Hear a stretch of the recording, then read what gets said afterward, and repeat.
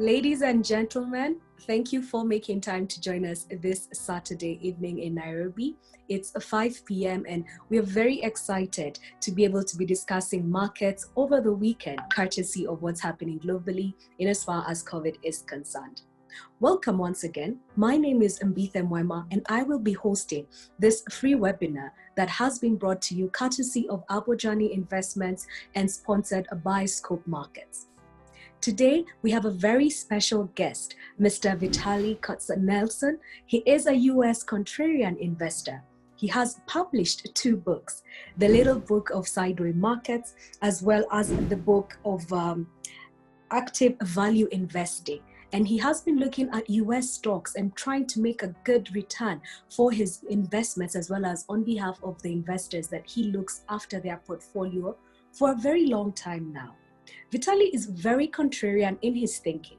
He takes broad concepts and makes them very simple for new and for old investors, just to get a fresh breath of air in terms of what is happening in investments and what is driving investments. He has been out there speaking to a couple of investors as well as global platforms, so it's certainly a privilege to be able to have Vitaly with us today. Welcome, Vitaly. Beth, it's my privilege. Thank you very much. Thank you. Okay. So Vitaly, perhaps we can just start with an overview of your books and your work, and what are the key things that separate you maybe from your common investor? What makes you stand out in your framework and your views of investments? Well, if you talk about my books, I think what I did, and both books are very similar, actually. Let me just tell you a little bit about my books to differentiate between them, because there is not that much difference, actually. So I wrote my first book, Active Value Investing, in 2007. And I think that book has 280 pages, 75 charts and tables. And it took me now a year and a half, maybe 2 years to write it. A huge amount of research. And it's it's basically written for people like me. Like it's for professional investors. And then my little book of Sideways Markets, basically a few years later, my publisher came to me and said, can you take your first book, simplify it, and write it as if you were writing for your neighborhood dentist, which is it's a very different type of writing. And I like the challenge. And so as an investor, I'm proud with my both books, because I think, it's basically the same concept, just, condensed. As a writer, I find my second book so much better, just because I was given a second chance to take something complex and distill it down to its essence. So both books basically describe a concept, what I call a sideways markets. And basically it looks at the market, not in the short-term perspective, but in the long-term perspective, like we're talking about 100 years. And then if you kind of zoom out and look at the market from very long-term perspective, you find that there are patterns that develop in the markets. You have this you have this bull market plus, 15, 18 years, and then you have a sideways market that goes up and down and it's not really going anywhere. And then the premise of my book was that in 2000, we entered into the sideways market. United States has. And the rationale for that was, the difference between market cycles, bull markets and sideways markets, was just basically the valuation. When the stocks are expensive, when the starting valuation is expensive, then as price to earnings declines, it basically eats away at the returns, of earnings growth. And that's why the market go nowhere. And that was the premise of the book. And I think for a long time, it seems, I was proven to be right. What has changed is that when I was writing those books, interest rates were at semi-normal levels. I never expected interest rates to decline to zero and to go to negative in some countries. And that has changed the dynamics of the markets in the short run.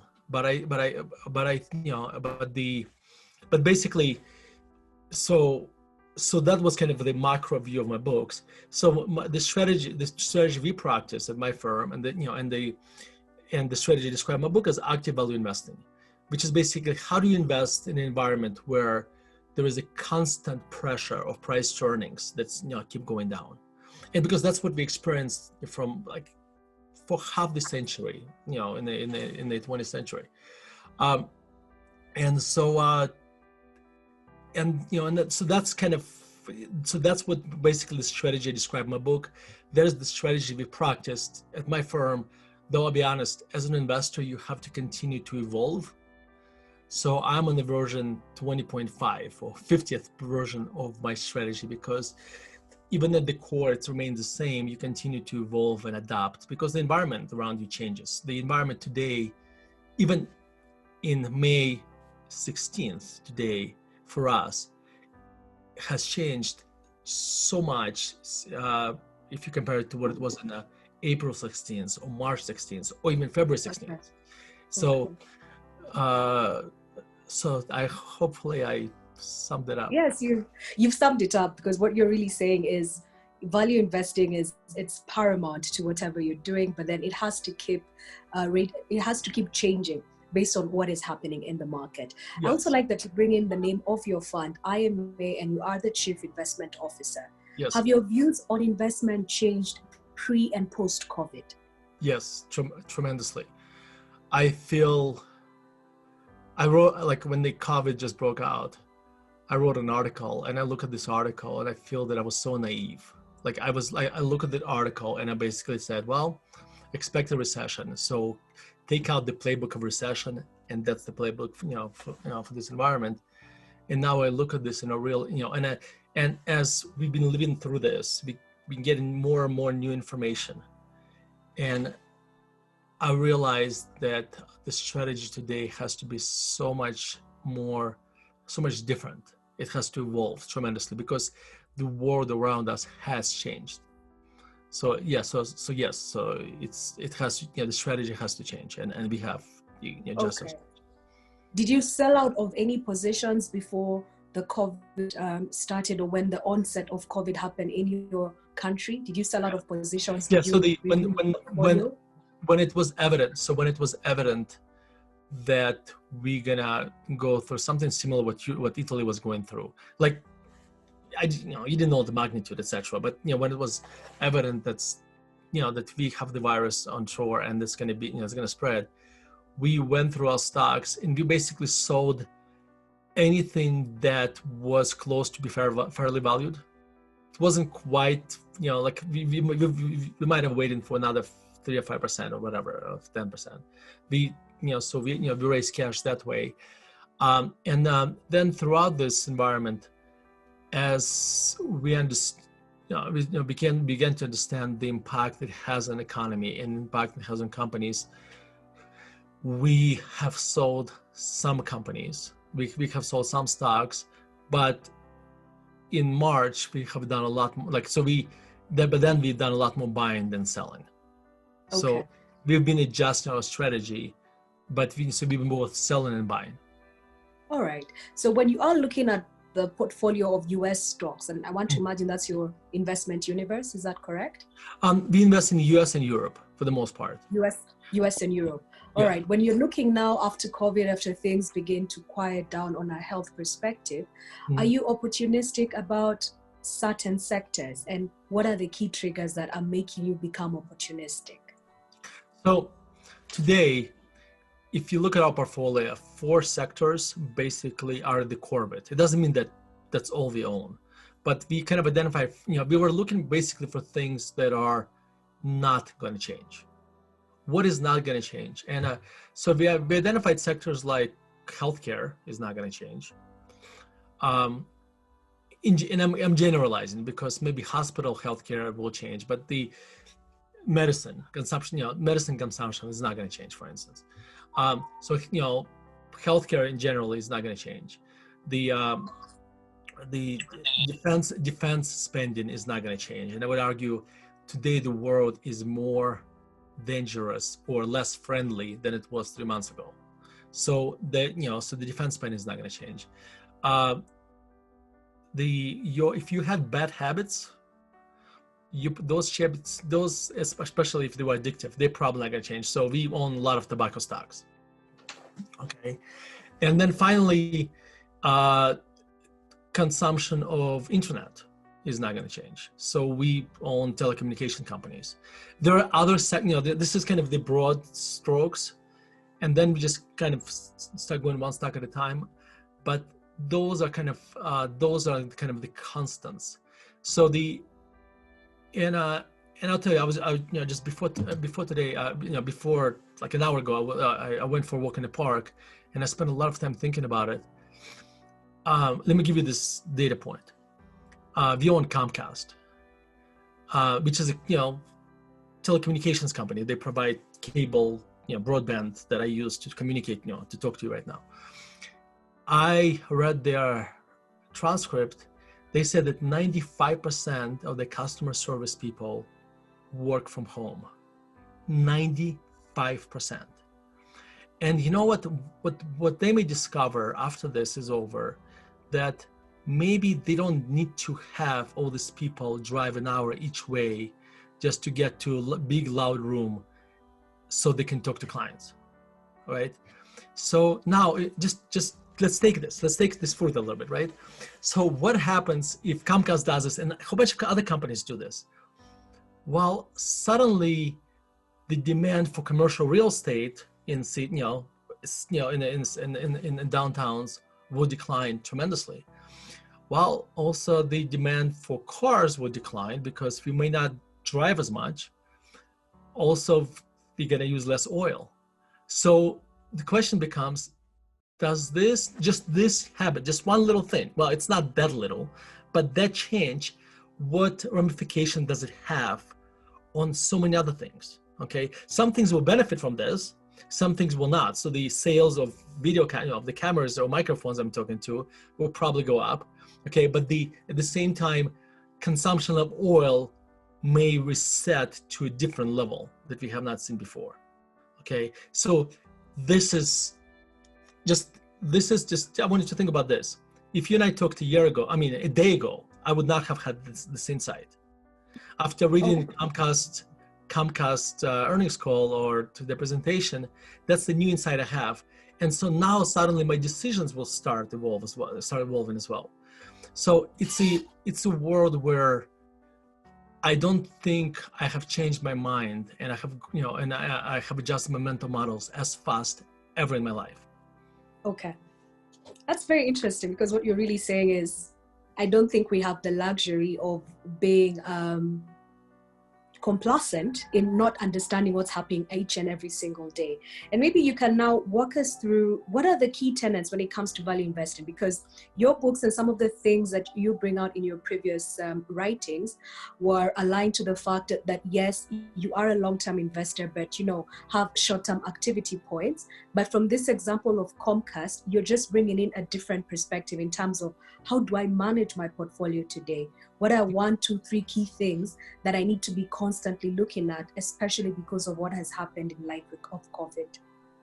Okay, so let me just contrast two companies, okay? So let's say, and I'm generalizing, let's say you have a cable company, okay? And I would argue that their earnings will become, and cash flows will become higher over time, not lower, because of this, okay? Because people will need, if you work from home and you do a lot more video conferencing, etc., you need a bigger broadband pipe. So you'll be paying for higher service. Okay.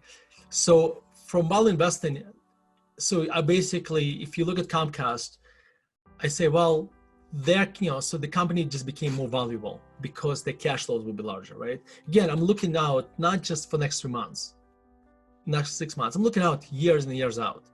And from that analysis, you see, okay, the cash flows are more valuable, and therefore the value of the company has changed, okay?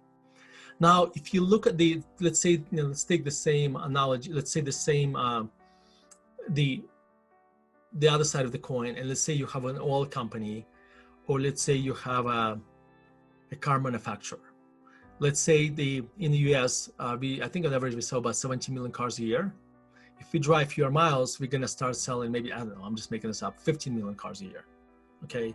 And let's say this is proportional, in China, it will be the same thing. In other countries, it will be the same thing, hypothetically. So suddenly car companies, their earnings power has declined. Okay. So therefore, if you thought General Motors was worth $40, now you think, you know what? if I kind of apply this new data points I have for the long run, then maybe it's worth $30. So depending where, I don't even know where the stock is today, but if the if the stock was at $25, you say, well, if it's worth 30, maybe it's not, maybe the return I'll get is not enough. Okay, so what it does, because the fair value has declined, the value of General Motors has declined, therefore you need a larger margin. And this is a very important point. What we don't know today, the outcomes, or what the future has such a wide outcomes. Okay, we have, and a lot of it will be dictated by things we can control. Will the virus come back in the fall? Will the virus go away in May or June? We don't know that. Will when the vaccine, are we going to have new drugs? When will vaccines come, etc.? All these different things we have no idea. We have no idea about. So therefore, for what's good about, like when you go to like companies I mentioned, like defense, telecom, etc., the range of outcomes for them is very, very narrow.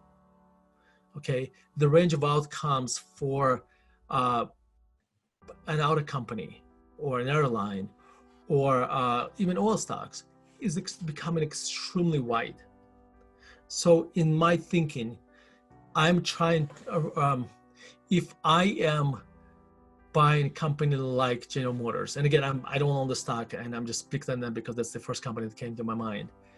I would want to have answers to two things. Can they survive? And this is important. And that, if the path ahead of us is very, very, very bad, unfavorable to them, can they survive that? Because when the companies revenues decline 30, 50, 70%, suddenly they start losing a lot of money. And some companies can sustain themselves for longer period than others, depending on the cost structure and how much debt they have. So that's the first question. Second question is, okay, even if they do, okay, and that that's kind of immediate, kind of intermediate path does not destroy their capital structure. In other words, they don't have to issue a lot of shares or don't have to issue a lot of debt, and suddenly they, etc. What will their worst case earnings power going to be after that? And so this is kind of the thinking I'm going through when I'm analyzing companies today. And what I found that most of our portfolio today is focused on the companies where I don't have to worry about the short term, where I don't have to worry about the companies surviving in the short term. I don't have to worry about the earnings power, difference between kind of conservative and aggressive outcomes is very narrow. That's like, personally, this is where I want to be. Okay, it doesn't mean that's the right thing to do for everybody, but in the companies we're looking for, those are the kind of the qualities we're looking for. Okay, fair enough. So you're really looking for quality, and quality for you today is sustainability of revenues, but more importantly, cash flows. I hope I've gotten that right. That's right. Yes. Okay. But let me, if I could just interrupt them, there was one point I want to make. So the quality, what quality means has and has not changed. Okay, we own a company that we sold, that we analyzed, we stressed their business, how it looked, how it went through the 2008 financial crisis, and we realized, okay, even if you have this very bad recession, even worse than financial crisis, they should be okay. So their business will make less money, but recession lasts quarters, not years, and they'll get through this, and it's just going to be a negative blip. Today, and that for us, that was a quality business. Today, when we look at this, and this company was in the aerospace, like they made parts that go into airplanes, and they also made parts that went into cars. Today, we look at them and we say, well, we're not sure that they're going to survive, because if 95% of planes are grounded, and when the travel comes back, it's going to come back to a fraction where it was before. It means you won't have to, the demand for planes will be, so much smaller. Okay. So anyway, so we used to think that's a quality company. It's not a quality company anymore for us. Anyway, So I'm sorry to interrupt you. Go No, ahead. no, no. I mean, I think you really preempted my question, because I wanted to just ask you in terms of looking at growth, valuation, and quality, which are key things that you speak about in your previous frameworks. Has that changed? But maybe just to come to the tail end of that question before I get into the question and answer session from our audience, and yes, please feel free to put your questions up, is on valuation. What is valuation looking like? Where are you seeing value? And I know we discussed this before we started the call, and you said your focus is European markets and US markets. Do you ever look at emerging markets? And what would your sentiment be on valuation, Yeah. especially on equities? Then we can touch on alternative assets after this. Okay. So I find I consider myself Westerner, and like culturally Americans and Europeans have a very similar culture. So I can understand. Like, to me, it's easier to analyze European companies than American companies. Okay. Also for me to buy into a company, it has to operate in an environment where there is a very little political uncertainty, where there is a rule of law. And so a lot of times emerging market countries don't have that. So if you invest in them, you really have to be focused on it. It doesn't mean you shouldn't be investing in them. That's not what I'm saying. What I'm saying is you really have to understand them. You need, and you have to understand geopolitics there as well. So I never invested in African companies. Okay. I've been to South Africa. I've been to the continent twice. I've been to South Africa twice, and I guess that's my first virtual visit to Kenya. No, but the point I'm trying to make is that when we analyze just think about this. What valuation is really this: the value of any asset is the present value of its future cash flows. Okay, you just figure out what the future cash flows are, and then you use some kind of discount rate and figure out what the company is worth. And then you say, well, if the company is worth $100, there's no point of me paying $100 for that, right? Because, so you want to buy at the discount to that, okay? And depending on company's quality, the risk that $100, then you're going to need higher discount, lower discount. That's it. That's all the valuation is, really.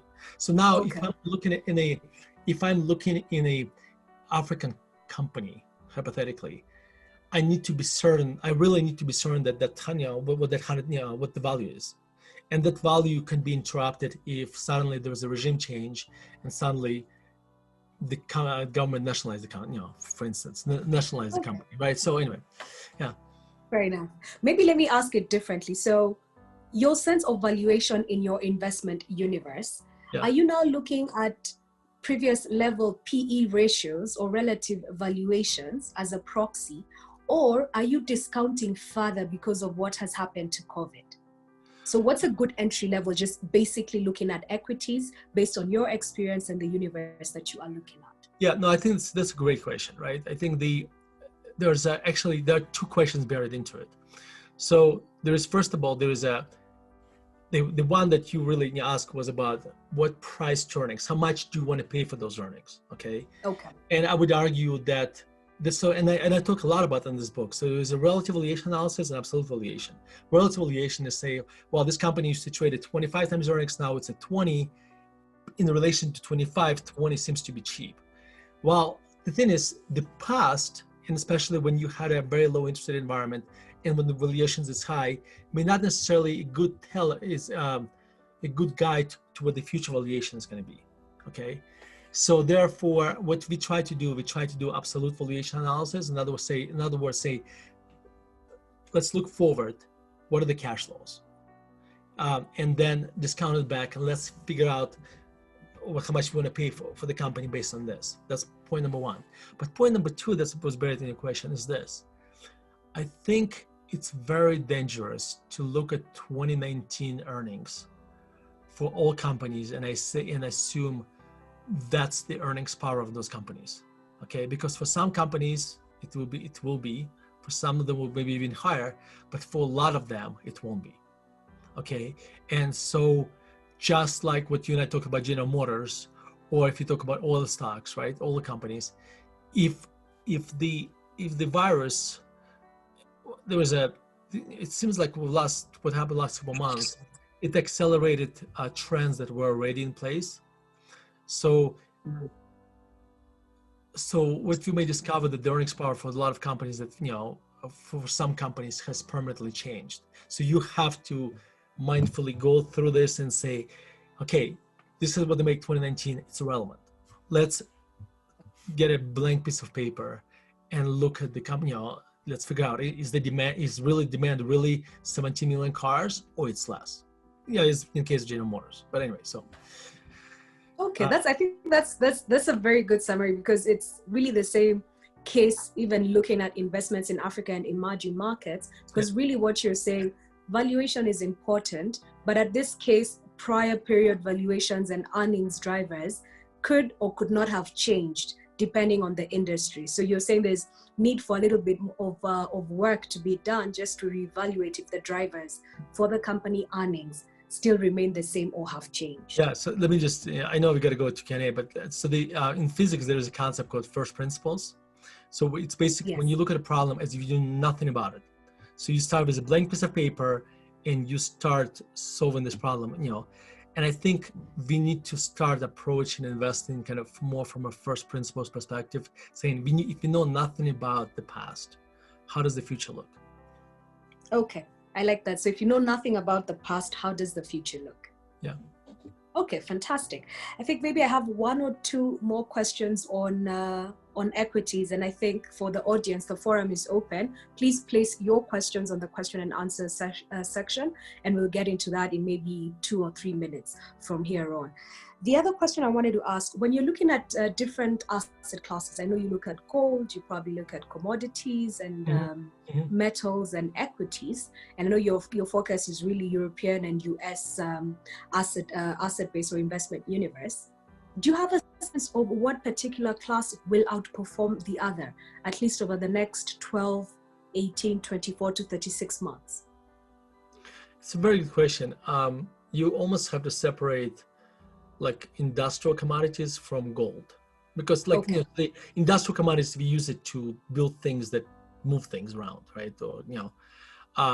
Or construct structures. Gold, really, most of the demand is not for the industrial use. It's really, most of it is just, think about most of the gold we get out of the ground and we put it in the bank. That's it. It has really like very little practical use, except we think it's money. So let's start with gold. My thinking in gold is kind of has evolved over time. Gold is basically a story. Okay, just like, and this is a bigger answer that, probably can take more than 3 minutes to answer this. But so if you think about gold, think about money in general.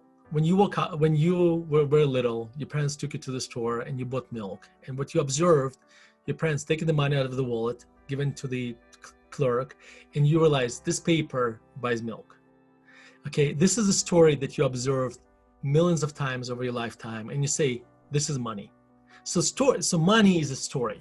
Okay, this is a story that we accept. Everybody accepts. So what happens is this.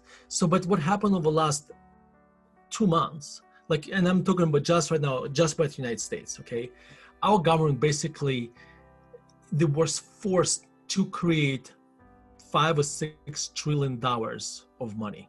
Okay, so that means, in theory, what it should mean that the money should be worth. So we just create a lot more money. Okay, and so the gold.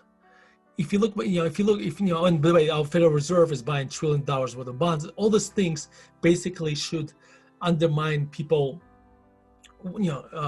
trust in the paper money. Okay, so and that's how you get inflation. Okay, so if you look at gold, one of its properties is that it's very difficult to create it. The central bank or government cannot just create gold, okay, out of nowhere. It's a very laborious process to get out of the ground. So think about it for a second. The gold is also a story. Okay, it's not as well accepted story as paper money, because some people believe it. Some people believe in it, but not all of us. So, but as you start seeing around you, like, the central banks globally creating money out of thin air, you start thinking, well, maybe that's going to be storage of value over time. So I'm not I would rather own a company that has earnings power and that can raise its earnings over time. But today, if you own gold, you have a certain percent of portfolio in gold, it's a kind of a rational decision. But my only caveat there is it has to be a position in the portfolio. It probably should not be the portfolio. In other words, Okay.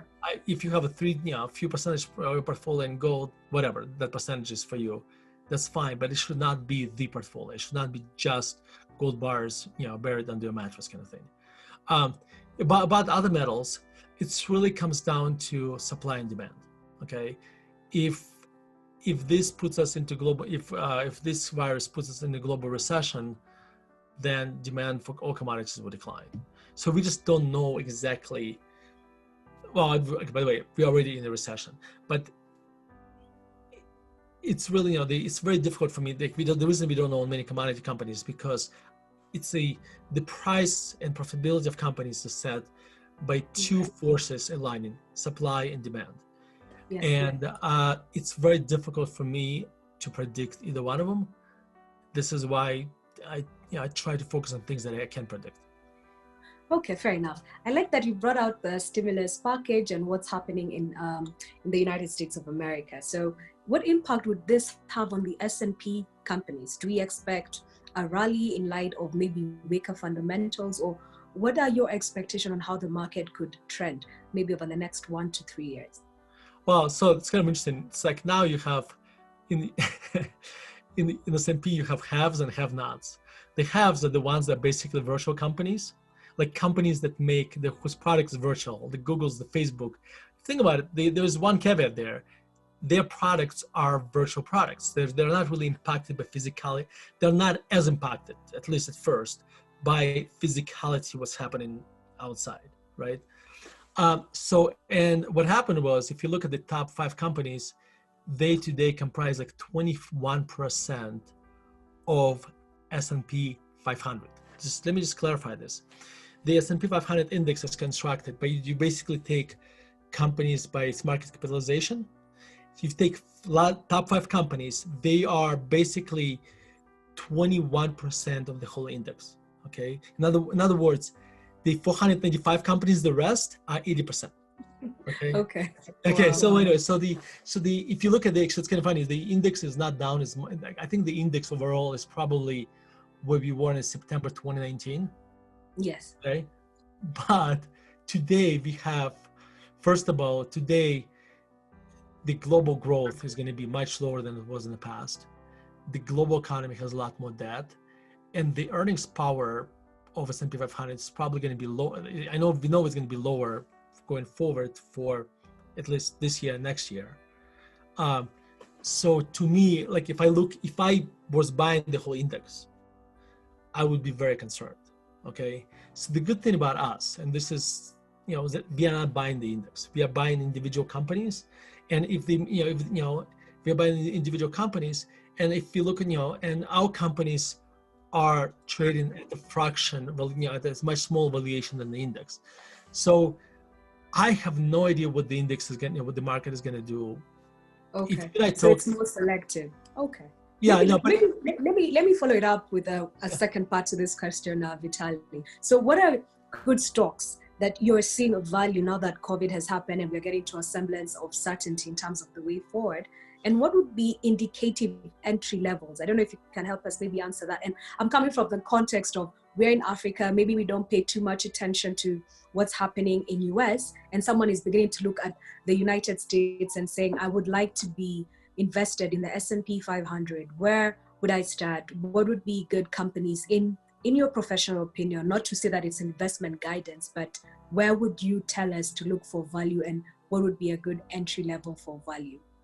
All right. Let me try to answer this question by not answering, but I'm going to do it this way. So okay. First of all, no, but I think this is more important than what I would. The answer, what I'm about to tell is more important than. So I think if you're listening to this, you should never listen to people like me and I say buy stock XYZ. Never do this. And here's why. I might change my mind tomorrow. Like, because remember how I told you, like how just I walked in the park today and my thoughts have changed? I might change my mind tomorrow, right? And the stock that I like today, I might sell it tomorrow. Okay. And if you have bought it just based on what I told you, what I like today, you are doing yourself a lot of huge disservice. First of all, you missed the opportunity to learn. Okay. Because really, when you do research, this is when you learn. Okay. Second of all, I gave, you only got half of a decision to buy. You never got the other part of the decision when to sell. So also, even let's say I buy the stock today and a lot of bad things happen. I may buy more, I may do nothing, I may sell, but you will not know that. So what I suggest anybody, like this applies to anytime you hear somebody talk about stocks in the public forum. This is just should always be the beginning of your journey, never the end. So okay. I talk to a lot of other value investors like me, and we share ideas. And somebody mentions the stock, and to me, this is just the beginning of my journey where I start doing my research. So, in broad sense, today we like as I mentioned, like 4 industries: kind of tobacco, yes, defense, healthcare, okay, telecom. So maybe that's a place for for whoever listens to this to start. But again, investing is such an individual journey, just because, and there's another element to this. I buy a company, when I own a company and I understand the business very well, when the company goes through a roller coaster, if I understand the business, what it's worth, I'll sleep well at night. It's not going to bother me. Like when you and I talked about commodity companies, like my understanding of commodity businesses it's just not very good, and my EQ, my emotional state is going to be very volatile. My personal emotional state will be very volatile if I own a commodity stock. Therefore, that's why we don't own commodity stocks, because I know is that I lack on both departments, understanding the business and my emotional quotient, my emotional state will be very volatile. That's why I don't own it. If you we like cigarette companies, and I feel fairly comfortable, my emotional state when I own cigarettes is fine. Some people, but it may or may not be for you, right? So therefore, you should also, this is why you should, when you analyze company, you should ask yourself a question: am I going to be able to maintain my rationality when things go bad? And if you can say yes, then probably this may not be a stock for you to own. Okay, I think that's a fair answer. Maybe the follow-on question on that would be the technical parameters, just looking at mm-hmm. what's happening in terms of price movements up and down, and looking mm-hmm. at US today vis-a-vis what's happening with COVID and the lag effect once the health pandemic is resolved. Would that be a good space to look at? And what would you advise people to look at if they're using the technical parameters as a metric of screening some of the stocks that are listed in the S&P 500? Well, what do you mean by that? I'm just, when you say technical parameters, what do you mean by that? Price movements. So there's some stocks that have come off, there's some stocks that have gained. So when you're going into these stocks and you're screening, you're saying, okay, fine, I have looked at the fundamentals. Maybe I'm looking at the aviation, rather the defense industry or the health industry or whatever industry I feel is doing well. Then the next point is maybe I want to look at the price movements. Is that still something that's viable today in your view? Would it be something that you'd advise someone who's starting out to look out for? We do look at price movements in a very superficial sense. If something declined a lot, we'll just kind of say, okay, so there's a huge, think about it as this: there was a huge garbage bin with stocks that declined a lot, and we kind of go through this and say, is that okay? Was it thrown away for the right reasons or not? So we kind of, I do look at this, but just as a kind of as a very initial screen for possible ideas. But that's just one of the screens, right? Okay. All right. So what are the other screens? Maybe you can briefly just walk us through. Well, so then you start thinking qualitatively, okay, what is not going to change? Like, Okay. and so, and you start saying, okay, well, and then that helps you to kind of identify industries, and then you start looking at these industries. Um, we own this company that is the largest seller of RVs, recreational vehicles, like campers. Okay, and ironically, because people now we are coming to towards summer, and Americans need to go somewhere with the kids, and they've been stuck in the house for 2 months. Okay, you can't really fly anywhere. You can't really go to Disney World. You can't go to Miami or Florida, whatever. So because you don't want to get on the plane, so the menu of things you can do has shrunk tremendously, right? Because Okay. most of the things involve the airport. And so one of the things on the menu now is camping. And so ironically, this is a company that in any other recession, it would be pummeled. It's going to do phenomenally well because people are going to be buying campers. So this is like, how does that, that's not going to show up in any of your screens, but Okay. that's anyway. So, but All right. that's Fair enough. Okay. Maybe my final question, I think, on the equities. What then would be a good source of just somebody who's looking at US markets getting acquainted with information, broadly speaking, alongside looking at your books and looking at the frameworks? So like you're talking about websites, which websites you would go to? Yes. Are there websites? Are there spaces that consolidate information on US equities and performance, and a space where people can get a sense of what's happening and what to expect? So I'm the worst person to ask because we use a Oh, lot of okay. no because Right. because we use a lot of institutional tools that not available, For the but retail, that's true. I will start with I'll start with Wall Street Journal to read American news about American companies, what's going on in the United States. I would probably read Yahoo Finance has a lot of financial data on US companies. Those would be I'm not sure. I'm not sure. I'm a great source for that. It's okay, I understand, because I know typically institutions would use Bloomberg to get as much information, but I'm seeing somebody here also contributing and saying Yahoo Finance. I think there's a while I used to look at Motley Fool. I don't know if that's still a resource or if you've looked at it in time. It's just not like one of many. It's another. It's one of many. Another All right. sure. Okay, and then do you have a sense of maybe the overall valuation for US stocks? Are they trading at a high price to equity ratio currently? What's the dividend yield on average? Is that a figure that you I don't have it in, know? but I know that I know. So let me put it this way: the stocks today are extremely expensive in general. So Okay, fair remember enough. when I said S&P 500 is not a great, like the indices to me today are overvalued. So Yes. I'm not a big fan of the market today. Okay, so they're overvalued. Does that mean you expect a correction? I expect basically markets going sideways. In fact, it's kind of funny. My book is more relevant now than it was any time over the last 10 years. So I think just because I think yeah. All right. So I think for anyone who's trying to understand that market, we must first start by reading your book, and the books that you have written are The Active Value Investor and The Little Book of Sideways Markets.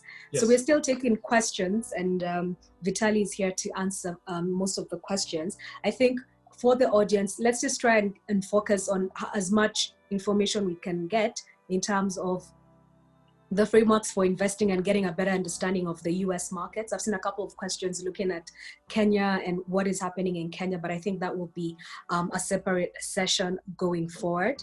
So as I'm waiting for more questions, there is I should asking you questions what's going on in Kenya. Not I'll respond to that maybe later on, just to be able to share. Actually, maybe that's something I'll be able to answer when we finish, just to compare the notes in terms of what you have shared.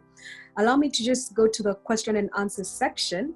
So we have a question here on, is there any implication of US elections on US equity markets over the next 12 months?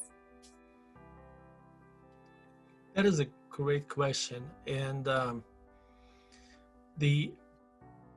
what's interesting is that to some degree, the difference between Republicans and Democrats has kind of disappeared to some degrees, because the Republicans used to stand for small government, and and lower taxes.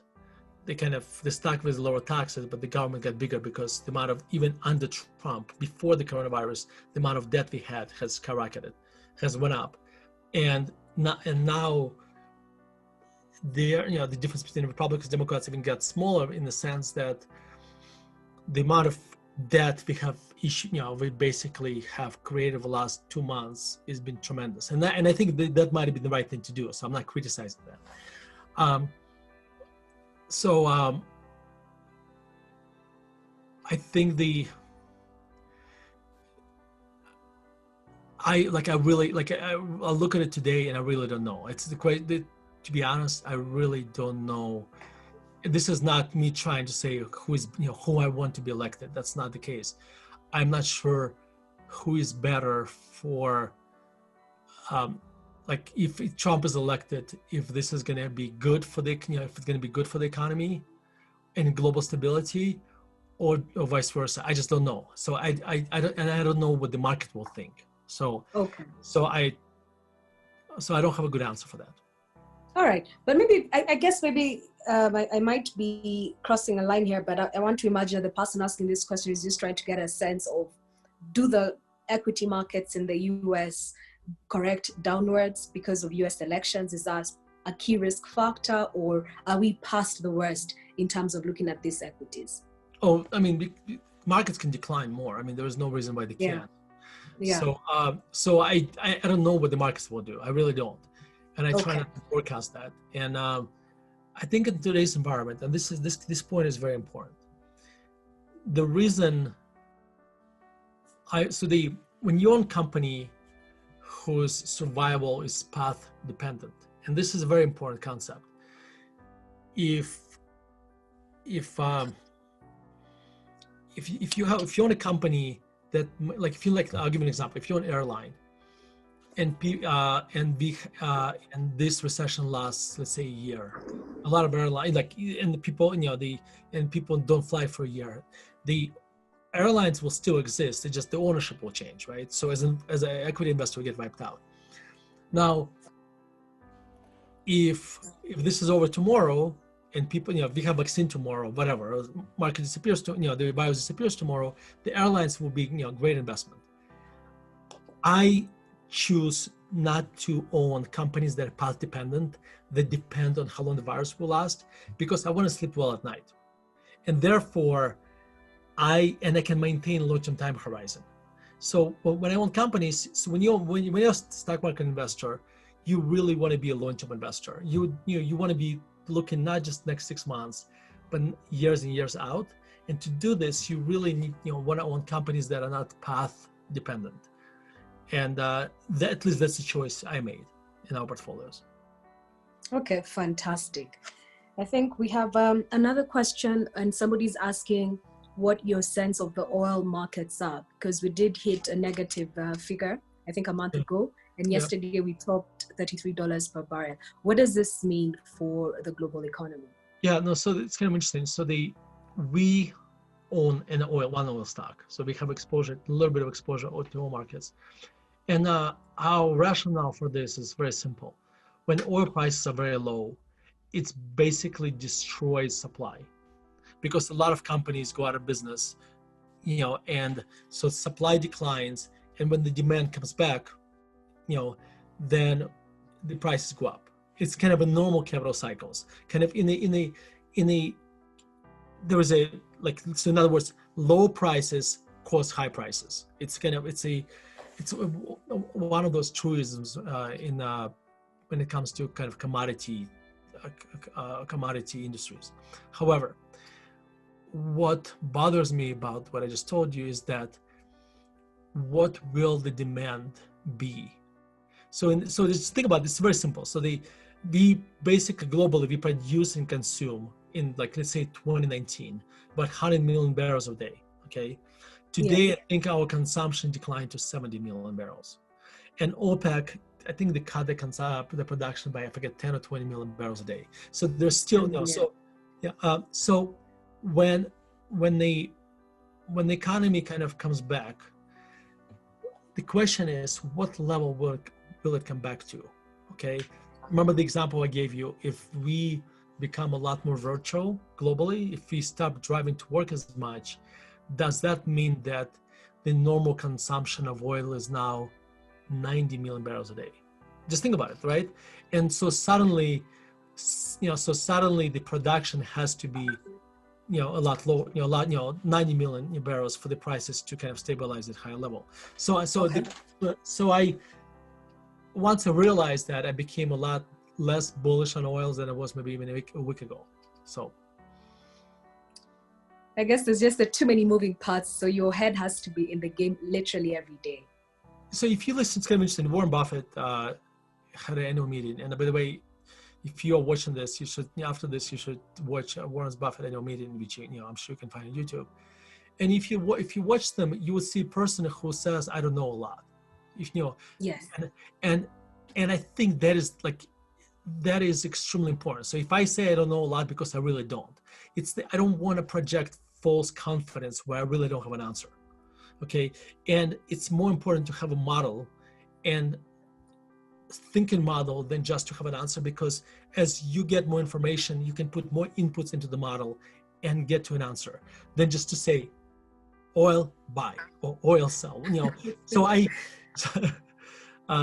hear you. No, I hear you, and I completely empathize with you. It's really more or less a similar situation even for us. I think I look at Africa and I look at emerging markets. So it's a similar situation where the focus, and I really like what your book brings out, is you have to have a framework and you have to have the discipline so that you're able to manage the volatility and not necessarily make emotional decisions. I think there's somebody here who's asking a question in line with that and asking, I'm from a developing country and I would like to get exposure to US and European stocks. Are there ETFs or are there platforms that you would probably refer the person to if they wanted to get exposure to some of these equity opportunities? I'm the last person to ask about ETF because I don't own any ETFs. So okay. I'm sure there are. I'm sure there are. So if you go to Morningstar's website or Motley Fool or Seeking Alpha, they probably and spend a few hours on this, you can find a whole bunch of ETFs there. I'm not the right person to answer the question. Okay, but I think there's a lot of value. What I'm getting from you is just going through the way you have defined the content of managing your behavior and getting the discipline to investing in different markets. And perhaps on that, I'll probably ask another question of what are the 6 commandments of value investing that you define and articulate in your books? Maybe that can help people who are getting into this space. So that's great. I think that's great. And so I'm working on my 3rd book. Okay. Oh, wow. Maybe you can tell us what's going on there. So this is where the 6 commandments are coming from. So what happened was this. So as I mentioned, the first book I wrote for my competitors. The second book I wrote it for kind of your neighborhood dentist, or kind of, let's say, my prospective clients. And this book I'm writing for the audience of one, me. Okay. This is really my journey of becoming a better investor, because it's a journey, because you're never a destination. You're always trying to improve. You're always trying to get better. And this is my way of, instead of telling people like I want to become, like by me becoming a better investor, like writing this book, I hope I become a better investor. That's all it is. So there is no publishing deadline. There is no even a publisher, because I don't even care if it gets published or not. So this is a book I'm writing for me. But the very first chapter, basically, I'm laying out fundamental principles of value investing. But if you listen to podcasts, if you go to a podcast, what we did, we actually put the chapter on our podcast, which is on investor.fm, like investor.fm, or if you go to our website, which is contrarianedge.com, you can sign up and we'll just send you the chapter. So there is no strings attached, etc. So the 6 commandments of value investing, I'll try to remember all of them right now, but basically this is kind of the principles that I took out of the Intelligent Investor, book by the kind of the grandfather of value investing, so the Ben Graham.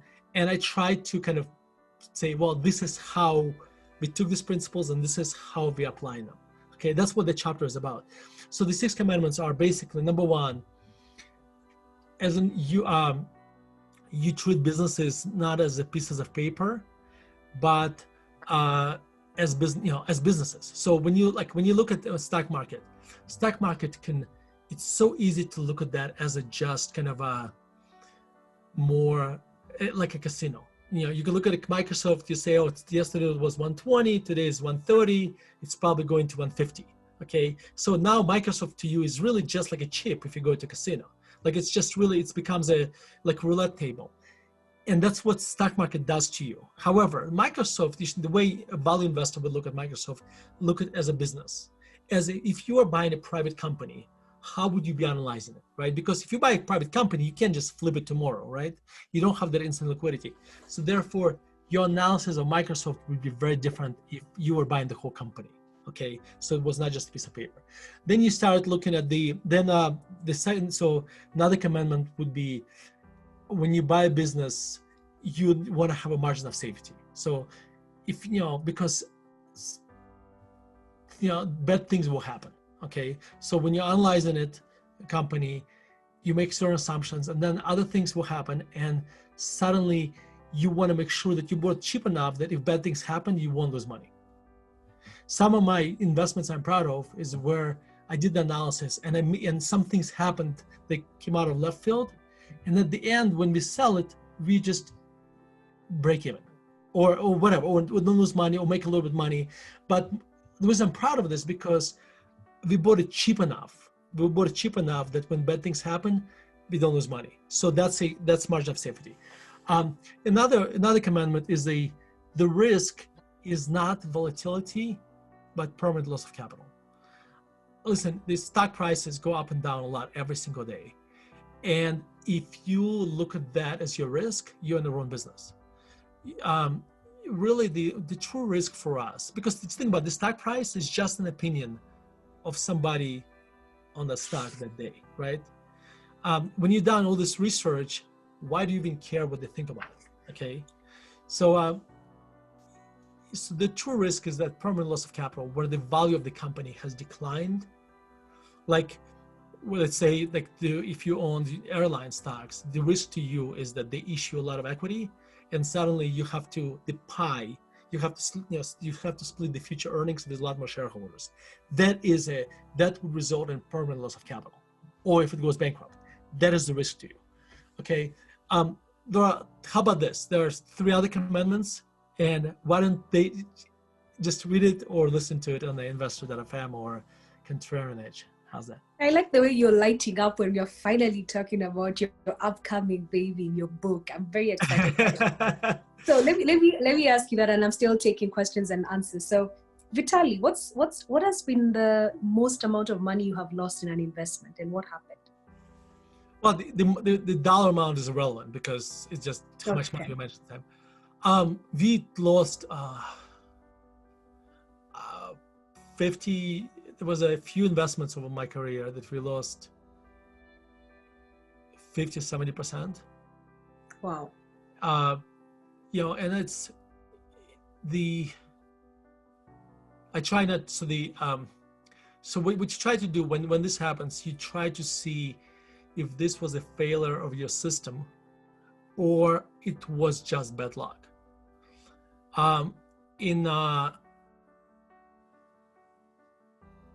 So this, when something like this happens to you, that's actually it's a very good thing, because what it does, it keeps you overconfidence in line. It kind of keeps you in check, and so I'm trying to think with a lot of times, so every single time it happened, it made me a better investor, and I'm trying to think, and every single time it improved our systems. Okay. So are you making those mistakes less now that you have come up with different frameworks and you're keeping on adjusting the investment process? Absolutely. I've made a few of those mistakes, like but you know what, the interesting part is this, and this may sound bad. The biggest mistakes I made was not on losing money, but on selling too soon. Like, I'll give you an example. So just think about it. The most I can lose when I sell, when I lose money is 100%, right? Mm-hmm. I'll give you one. So we used to own a company called Electronic Arts, which made EA, which makes video games.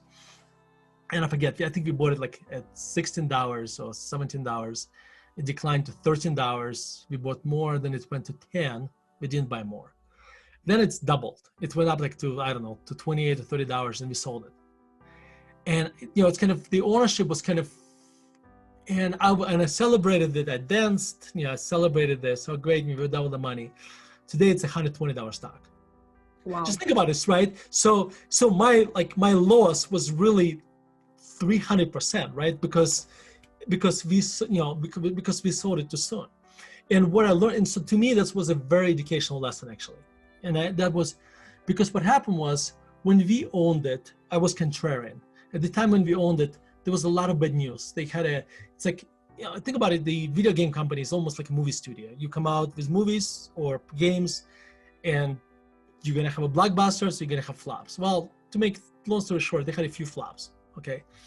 And so we owned it for a long period of time. Every single day the stock would decline, and every single day, decline itself didn't worry me. Every single day new news would come out, another game failed or something,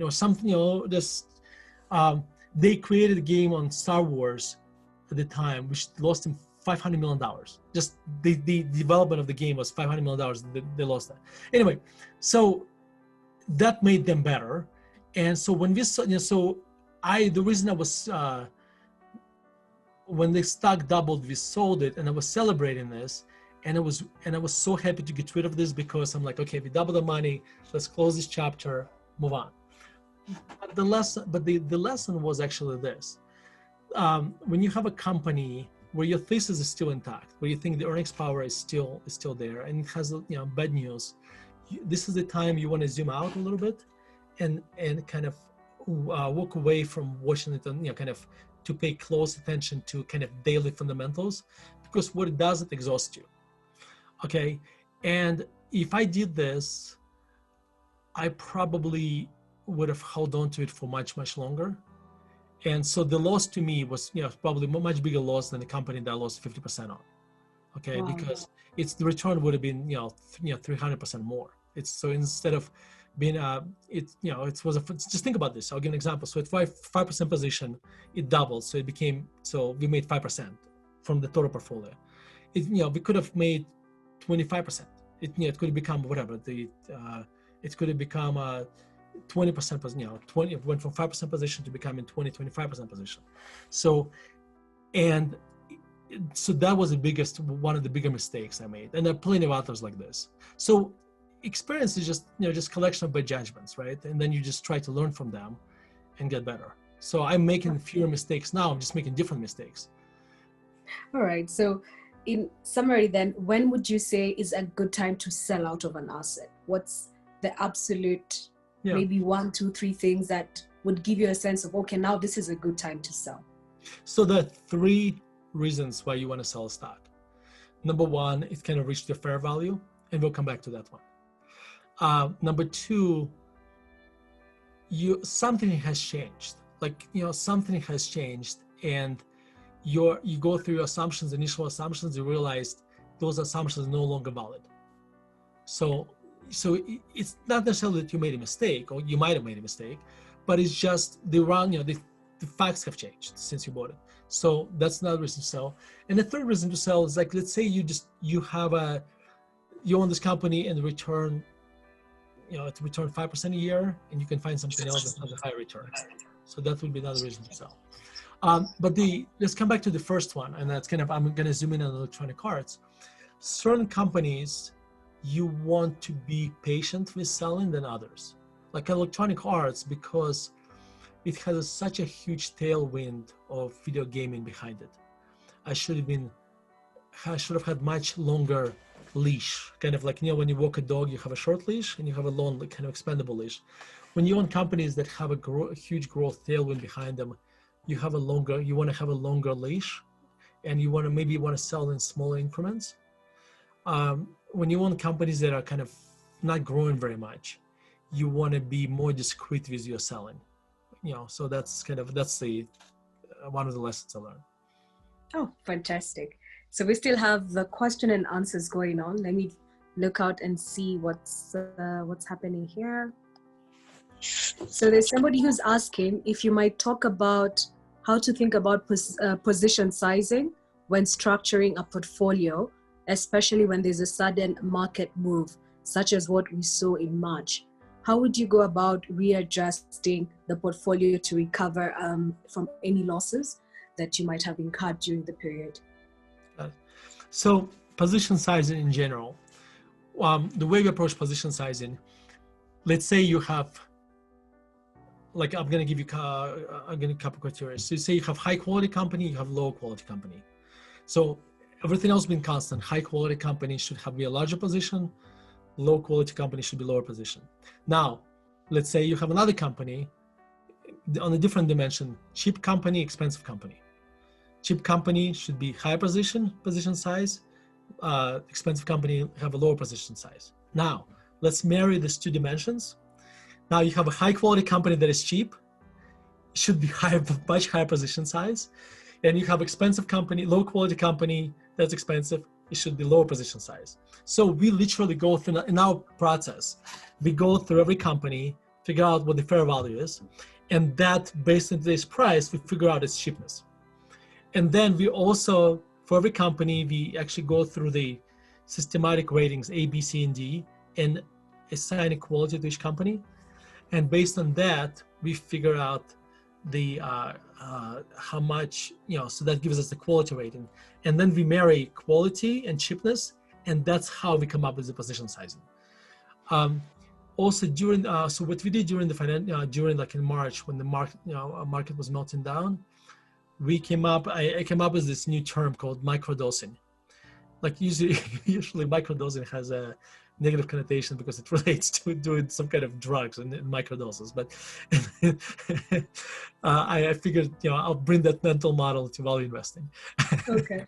Fair enough. So what we did, we basically bought smaller positions because we had to do research. Things were moving so fast. We had to do research on the fly. And we realized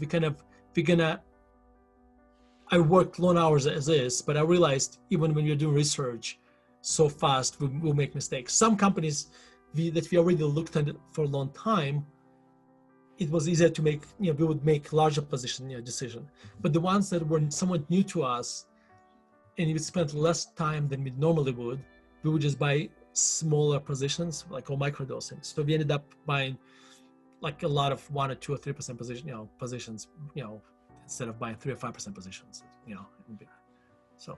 All right. Thanks for that. Then there's another question that is looking at investing in bonds today or U.S. treasuries, given what's happening with the stimulus and the deficit. Do you have a view on this particular asset class? Yeah, so if you are buying U.S. treasuries, and when I say this, you basically buy short-term treasuries, you're not really investing. You're just basically parking your money because it's not going to pay you anything. So it's not really investing. It's you really just parking your money. I think buying long-term bonds may prove to be risky because we just created all this money and we may have an inflation, huge inflation. And you guys are in Africa, so you're used to inflations. We kind of haven't seen one in a long time, but they do happen. They do happen. So I would stay away from any bonds that have a duration like mature more than a year out or 2 years out, something like that, because you're getting very little return and you're taking a lot of risk. So bonds to me today are just like, if you want to own U.S. treasuries just as a place to kind of, the U.S. cannot go out of, U.S. as a country cannot go bankrupt. Not because we're such a great country, just because we can print more money. And we are kind of still reserve currency for now. And so therefore, U.S. treasuries are the safest place to be in the short run, not necessarily safe place to be in the long run because we're going to have inflation and their buying power will get eroded. If we have inflation, the buying power will be eroded. Okay, fantastic. And maybe on in line with that, and this is bias, do you look at currency as a parameter to your macro evaluation when you're investing? Are you It's looking a at good the question. Yeah, dollar? no, it's a good question. Usually I'm kind of ambivalent. Like currencies are very difficult. It's like almost like looking at commodities and stuff. So I just like when I invest internationally, I just want to make sure currency does not hurt me. And I always look at currency as a risk. And therefore, since my clients spend most of their money in dollars, the foreign currency to us going up is not a risk. It's going down is a risk, really, right? Okay. So I try to limit our exposure to one, to a certain currency. So I want to make sure that not all my portfolio is in euros or in Swiss francs or whatever. But today U.S. dollar was so strong that I think probably have exposure to non-U.S. dollar assets is probably in a kind of developed countries is not such a bad idea. Okay, fair enough. Thank you for that. Then we have another question here. Which fundamentals matter the most to you? And does this change depending on the age of the company? When you're doing your fundamentals research, whether it's revenue, whether it's free cash flow, whether it's cost, and does it matter with age? Yeah, because I was puzzled by this question because I don't even think about it this way. See, how do you then think about it? Yeah, no, I just like everything, like why.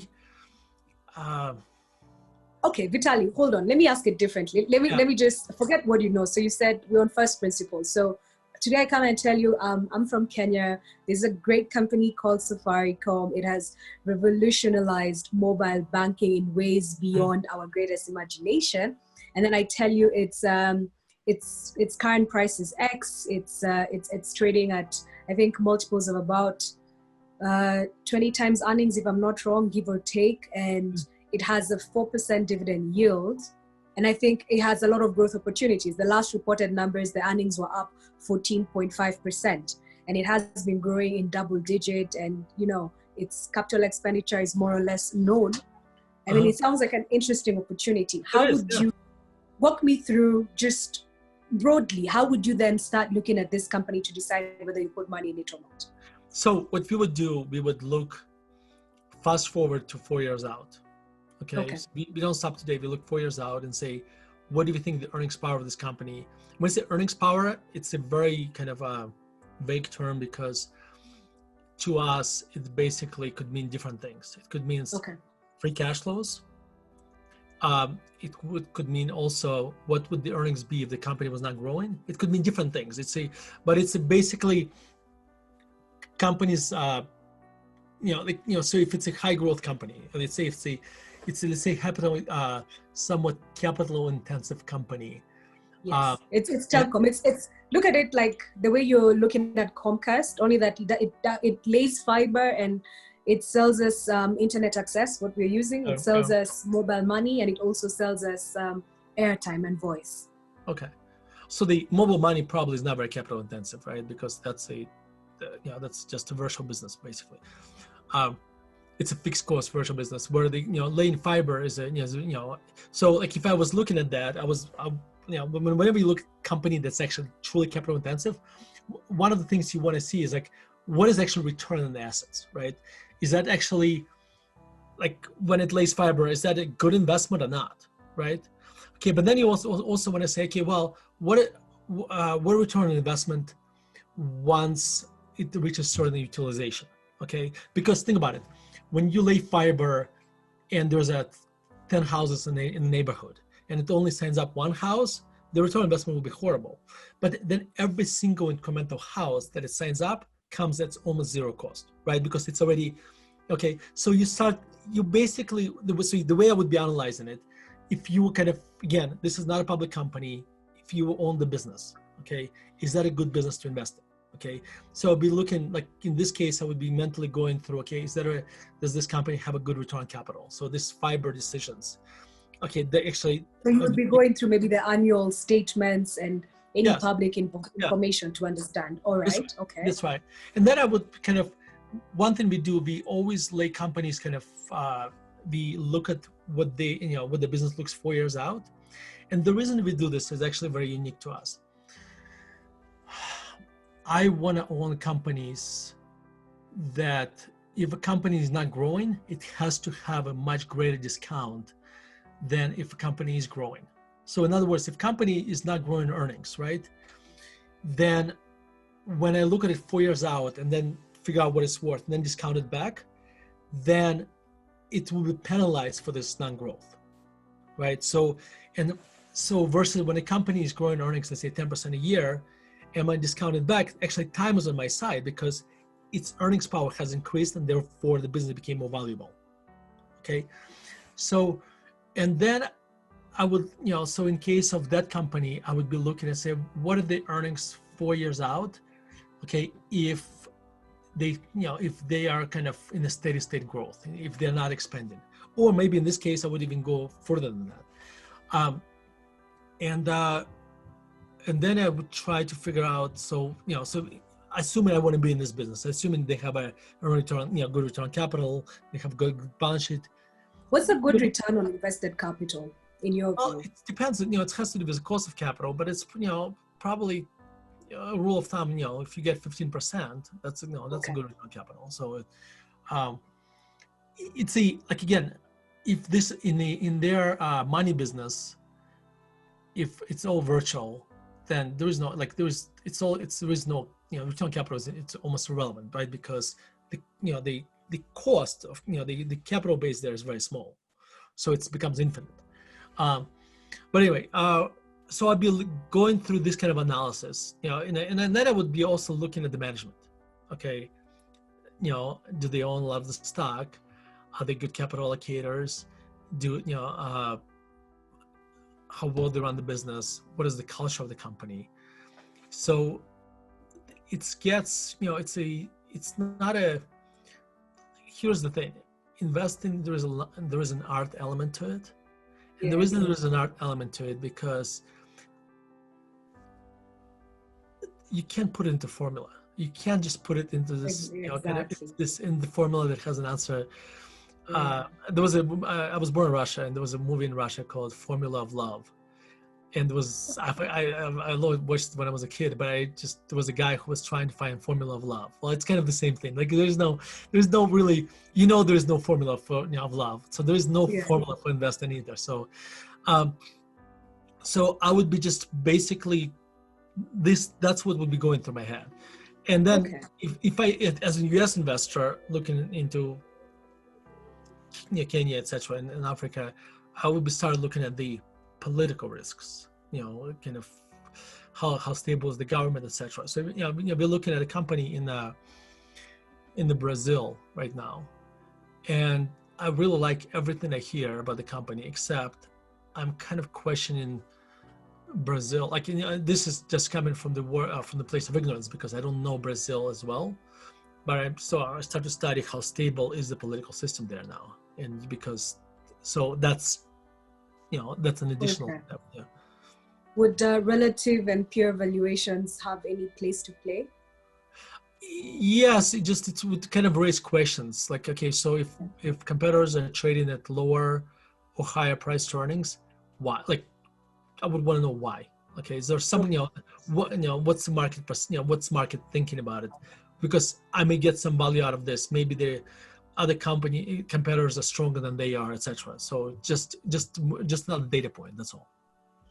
Okay, fair enough. Let me just quickly go through the questions and see what else is there. There's somebody who's asking what segments make sense, and I think I'll just reiterate what you said earlier.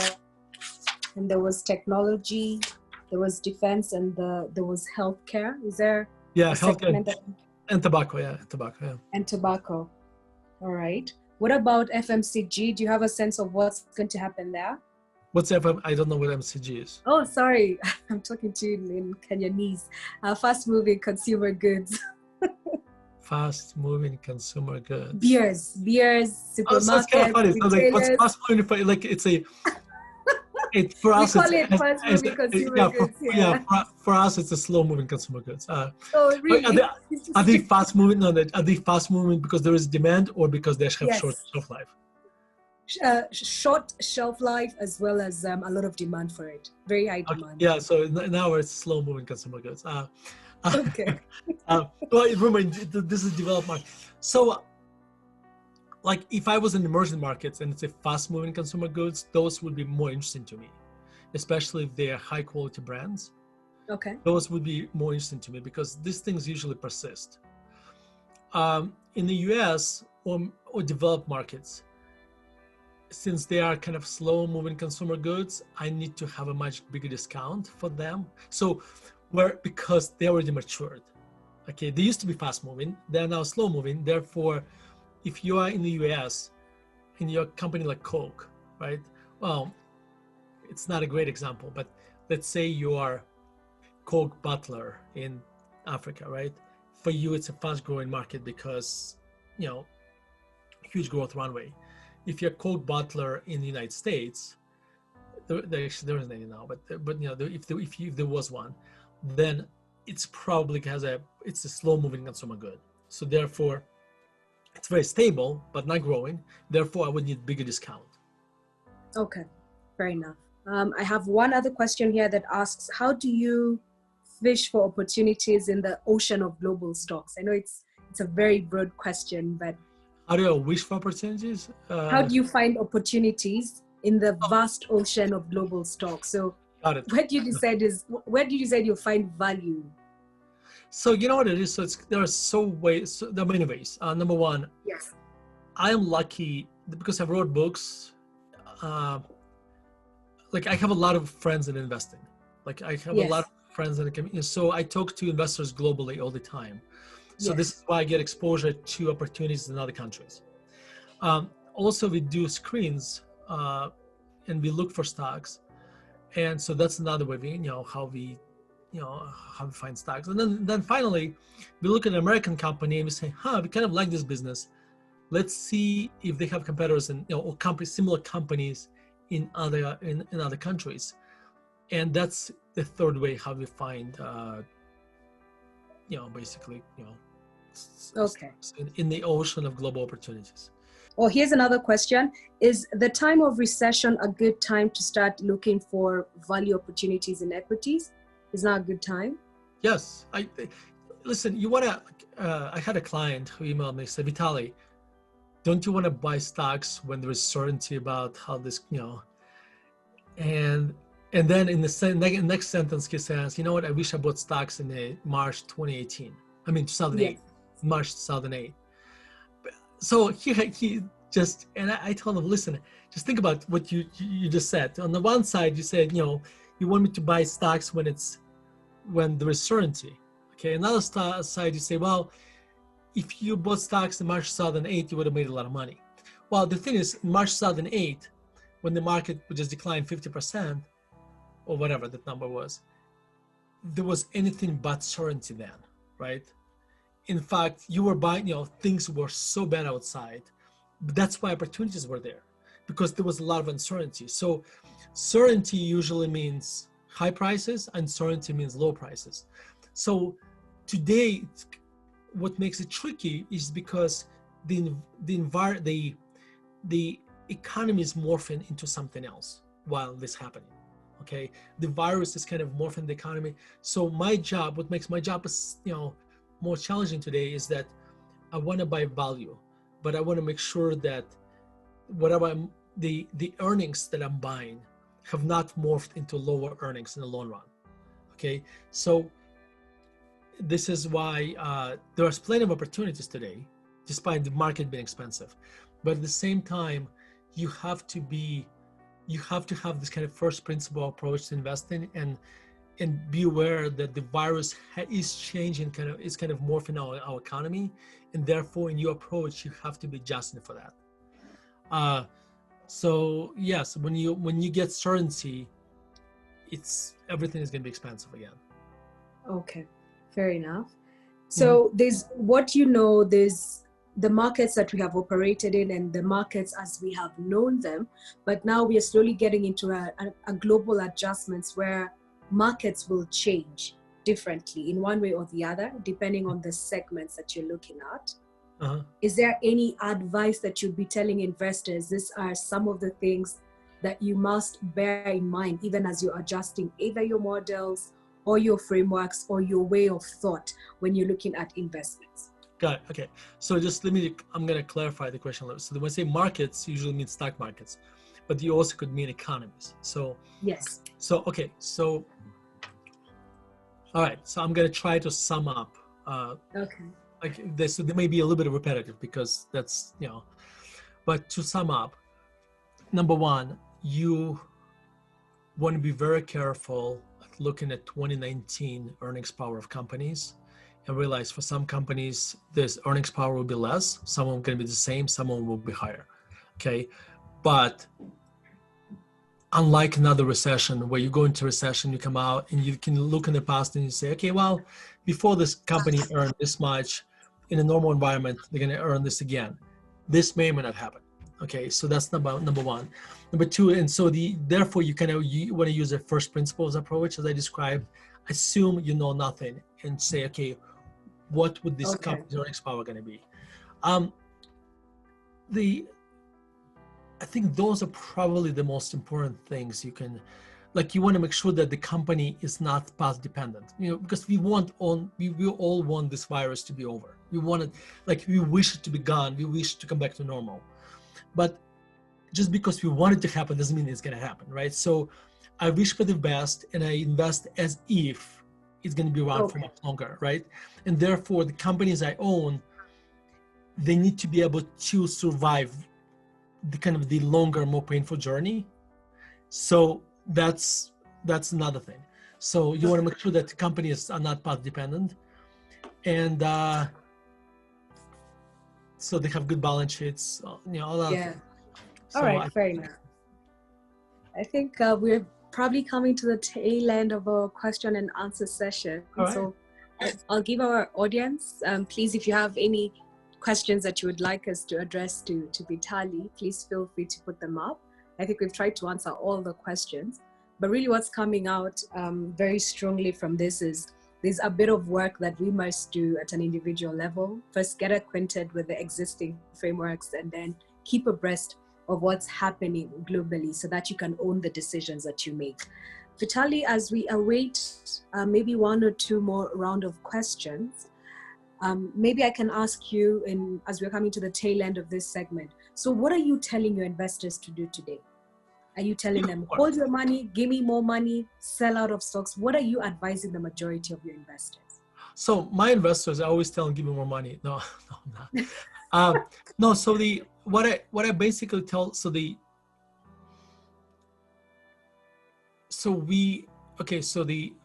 I tell our investors to be patient.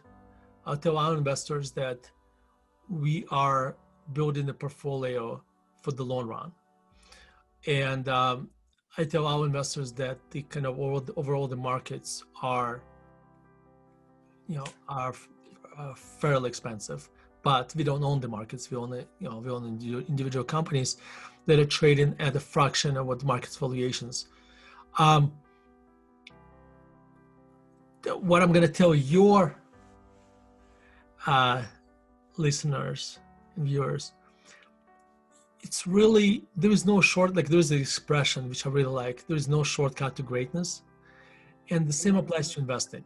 Like looking, if you want to become good at this, you really have to work hard and learn a lot and read a lot. There is no, you want to kind of, the only way to become better at this is just by doing your own homework.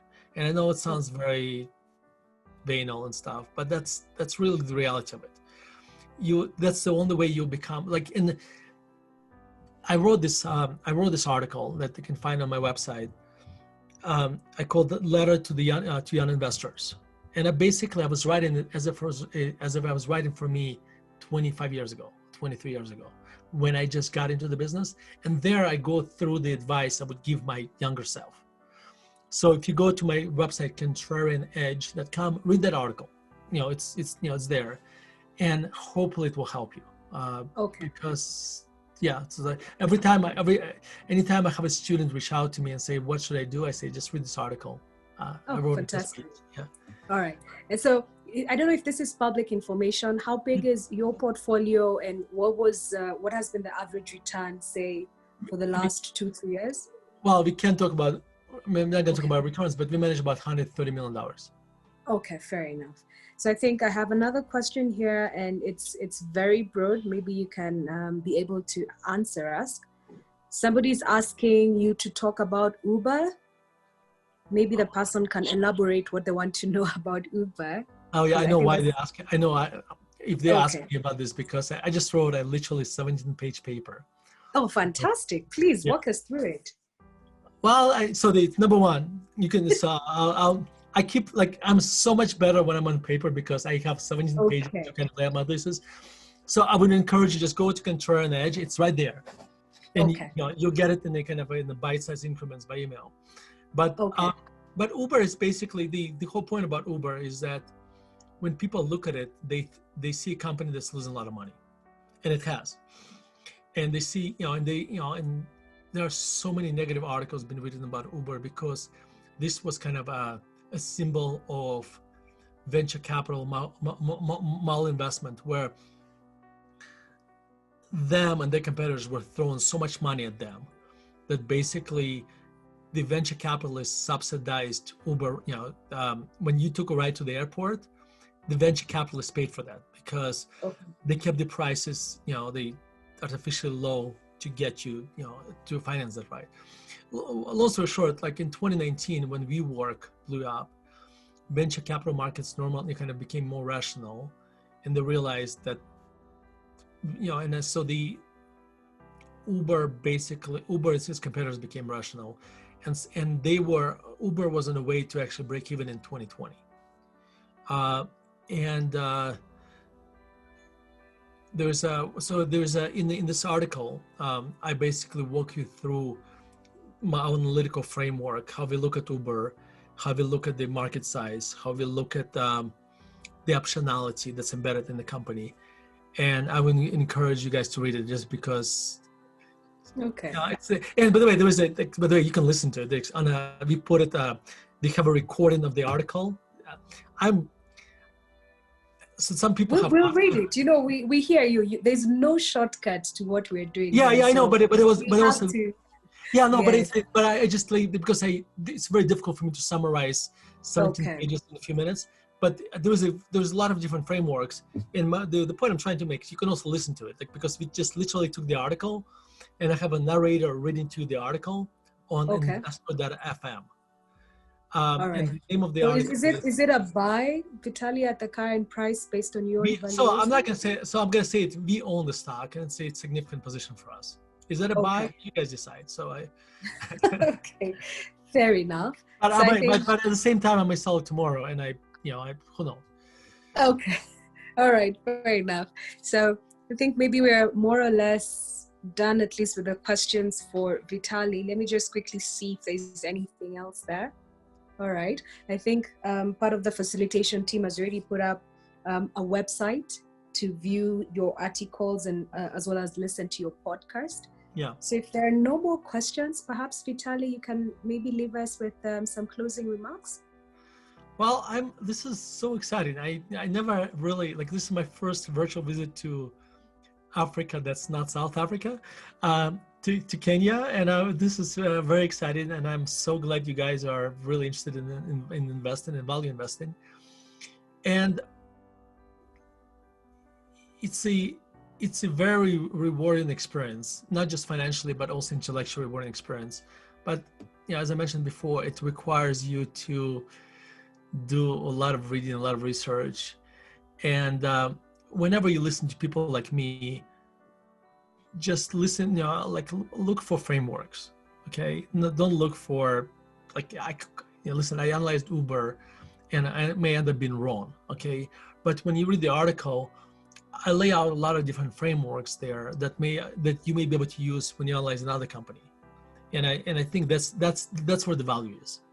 So, and thank you so much. You are such a wonderful host, and this is a great moderator. I can see why you are very successful on TV. So you made this experience very very pleasurable. Thank you. Yeah. Thank you so much, Vitaly. That's very kind of you. And I think on behalf of of Abojani. Abojani offers financial literacy resources to the investing public in Kenya. And Scope Markets offers trading platforms for equities, both locally and globally, as well as commodities. I know I've seen very many questions on how to trade US markets, what are good platforms to be able to get into. I think it'll be worthwhile for our audience or for anybody who's interested just to look at Scope Markets or to be able to reach out to the team at Abojani to understand what's happening. And I think from my end, I think I've been looking at the markets. I focus on African emerging markets, trying to understand the trends and being able to call out investment opportunities. I also host a show called Markets Today, and I also on the side facilitate portfolio construction for people who are looking to enhance their value.